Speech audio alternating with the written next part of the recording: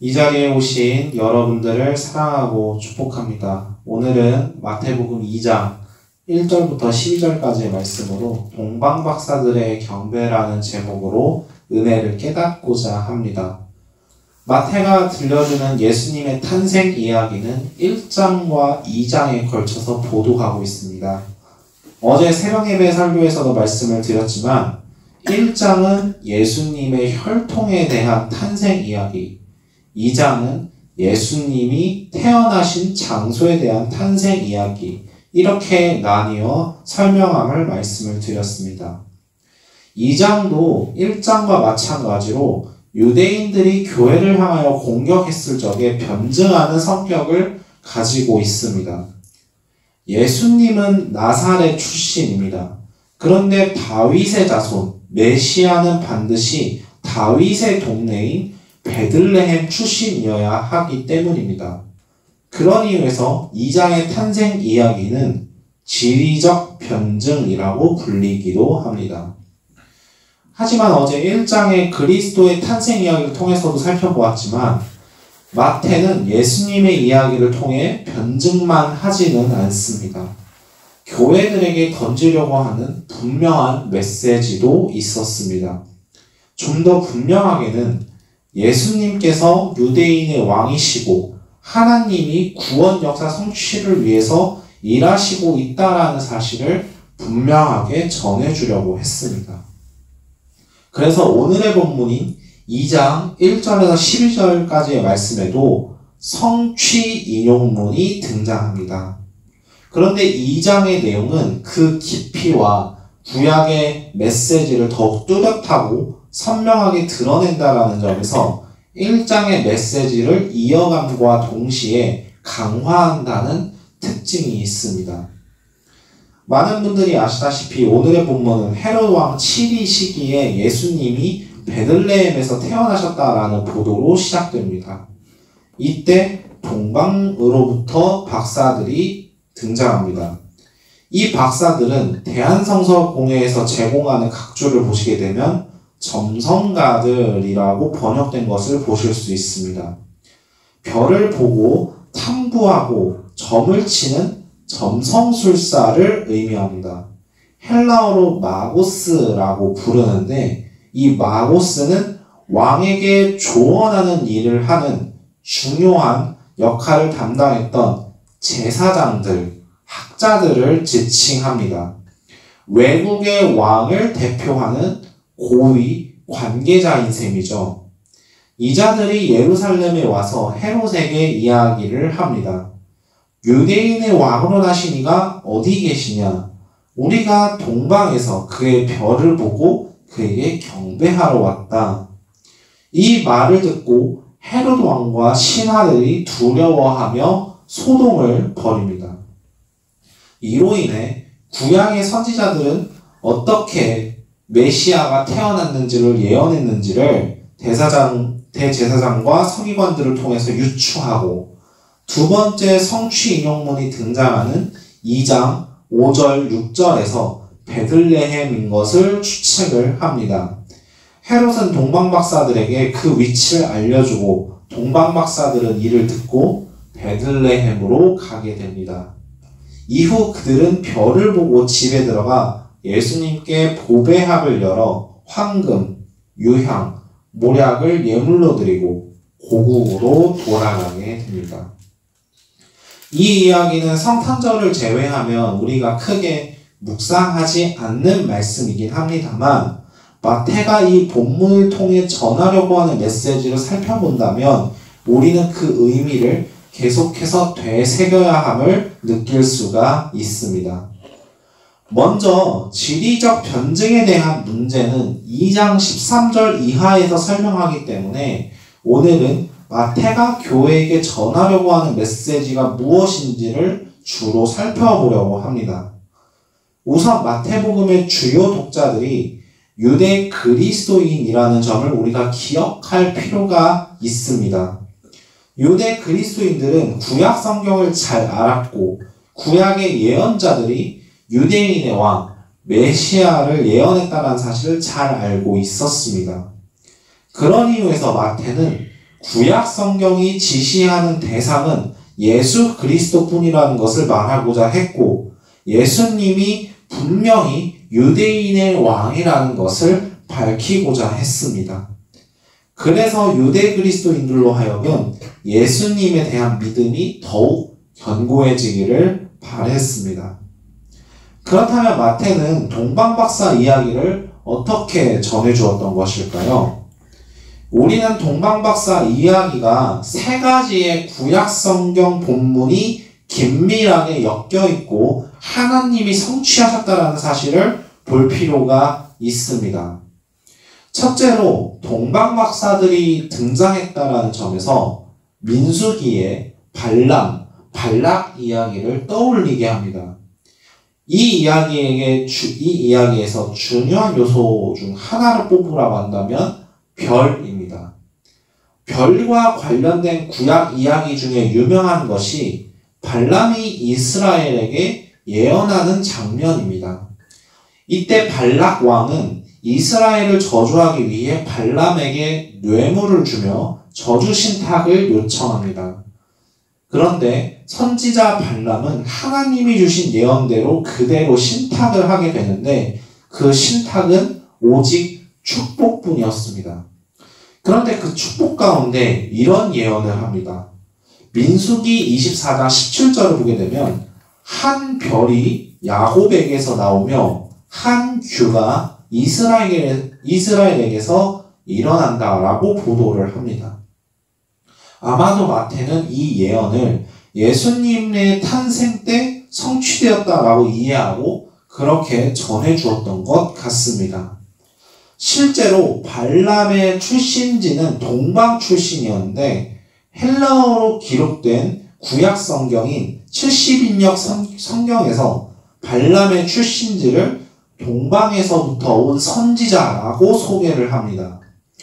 더욱이 놀랍게도 발락 왕이 발람에게 하나님의 백성인 이스라엘을 없애기 위해 강요하고 압박하는 모습은 현재 헤롯 왕이 동방 박사들에게 이스라엘의 구원자이신 예수님의 위치가 어디인지를 알려달라고 강요하는 모습과 똑같습니다.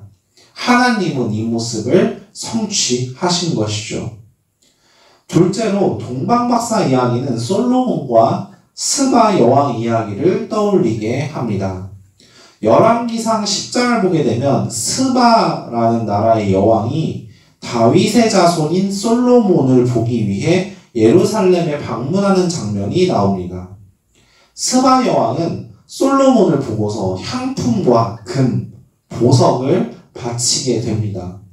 마치 외국의 관리인 동방 박사들이 다윗의 자손 예수님을 찾아가 예물을 드리는 장면을 떠올리게 합니다. 이런 부분 탓에 마태복음 12장 42절에서 예수님이 스스로 솔로몬보다 더 큰 이가 여기 있느니라 라고 말씀을 하셨던 것 같습니다. 셋째로 출애굽기의 바로왕을 떠올리게 합니다. 이 이야기는 13절 이하의 이야기에서 더욱 명확하게 드러나는데 바로가 유대인 영아들을 학살하는 장면을 헤롯 왕의 유대인 아동들 학살 사건을 통해서 다시금 떠올리게 합니다.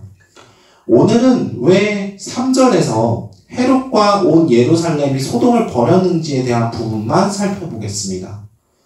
출애굽기에서 바로가 이스라엘 영아들을 학살하게 된 계기를 전쟁이 일어났을 때 애굽의 대적과 합하여 싸울까 염려되는 것이라고 출애굽기 1장 10절에서 보도하고 있습니다.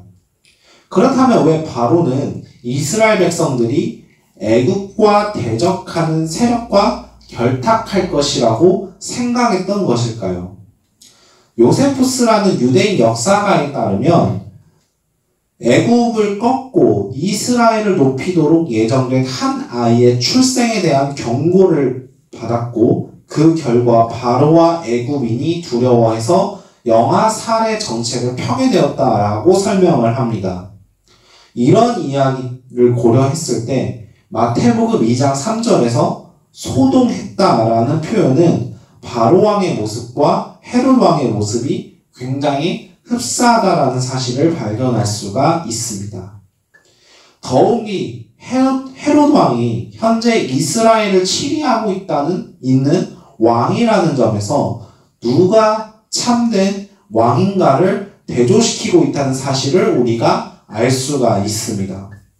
헤롯은 바로와 같이 이스라엘을 억압하고 착취하고 노동시키며 하나님을 알지 못하는 왕으로서 이스라엘을 치리하고 있습니다.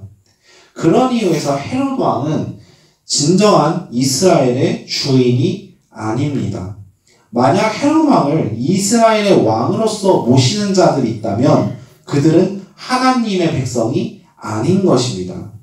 다음에 기회가 되면 살펴볼 수 있겠지만 유독 마태복음에서 바리새인과 서기관들을 비판하시는 이유가 이런 부분과 연결되어 있기도 합니다.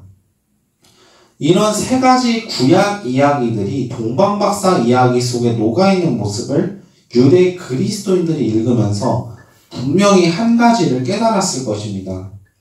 하나님은 구약 성경에서 약속하신 것들을 왕이신 예수님을 통해 성취하고 있다라는 사실입니다. 하나님께서는 신실하신 분이시기 때문에 약속하신 것을 반드시 이루시며 최종적인 성취는 모두 예수 그리스도를 통해 이루신다라는 것입니다. 그렇기에 예수님을 믿는 그리스도인들이라면 예수님 안에 거할 때 하나님께서 약속하시는 모든 말씀들이 이루어질 것이라는 믿음, 확신을 할 수 있게 되고 두려움 없이 담대하게 살아갈 수 있게 되는 것입니다. 말씀을 정리하겠습니다. 동방박사 이야기 속에는 세 가지 구약 성경의 이야기를 살펴볼 수 있습니다. 첫째로 마고스인 박사들이 동방으로부터 왔고 헤롯으로부터 압박을 받고 있다는 점에서 발람과 발락의 이야기가 다시금 재성취되었음을 볼 수가 있습니다. 발락 왕은 뇌물을 주어 발람으로 하여금 저주의 신탁을 내리도록 압박했지만 하나님은 자신들의 백성을 축복하도록 이끄셨습니다. 마찬가지로 헤롯 왕은 동방박사들에게 유대인의 왕이 어디 있는지를 알려달라고 요청을 하였지만 하나님은 동방박사들을 지시하여 고국으로 돌아가게 만드셨습니다. 헤롯은 진정한 왕이 아니며 모든 역사의 주권은 하나님이 가지고 계신다는 것을 보여준 것입니다. 둘째로 외국의 왕을 대표하는 동방박사들이 다윗의 자손, 유대인의 왕이신 예수님께 예물을 드렸다라는 점에서 솔로몬과 스바 여왕의 이야기가 다시금 재성취되었음을 볼 수가 있습니다. 스바 여왕은 솔로몬의 모습을 보고 하나님을 찬양하며 참된 이스라엘의 왕임을 인정하고 예물을 주게 됩니다. 동방박사들도 이와 마찬가지로 아기 예수님을 보며 유대인의 왕의 탄생을 기뻐하고 경배하며 보배 합을 열어 예물을 드리게 됩니다. 이로써 예수님은 유대인의 왕이고 구약에서 약속했던 그 메시아가 분명히 맞다라는 사실을 하나님이 성취시키신 것입니다. 마지막으로 유대인의 왕이 태어났음에 소동하는 헤롯 왕의 모습 속에서 출애굽기의 바로 왕의 모습을 볼 수가 있습니다. 현재 이스라엘은 헤롯 왕에게 치리를 받으며 억압받고 있는 힘든 삶을 살아가고 있습니다. 하나님의 백성을 어렵게 하고 하나님을 예배하는 참된 목적을 방해하는 바로 왕의 모습처럼 헤롯 또한 그런 모습을 하고 있다는 것입니다. 마태는 특별히 출애굽기의 바로 왕의 모습을 굉장히 중요하게 여겼던 것 같습니다. 2장 13절 이후에도 이 이미지를 계속 이어가기 때문입니다. 그렇기 때문에 바로 왕으로부터 이스라엘 백성을 구원시킨 모세를 현재 마태복음을 읽고 있는 모든 독자들은 기대하고 있을 것입니다.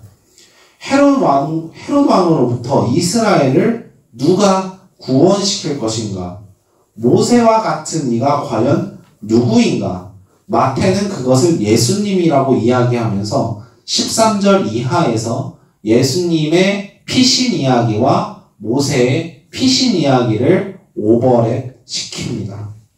그래서 예수님은 하나님의 종인 모세와 같은 이면서 동시에 유대인의 왕임을 선언하게 됩니다. 사랑하는 성도 여러분, 우리는 오늘의 말씀을 통해 분명히 깨달아야 할 사실이 있습니다. 하나님은 반드시 하나님의 백성을 포기하지 않으시며 신실하시기 때문에 백성에게 약속하신 것을 반드시 지키신다라는 것입니다.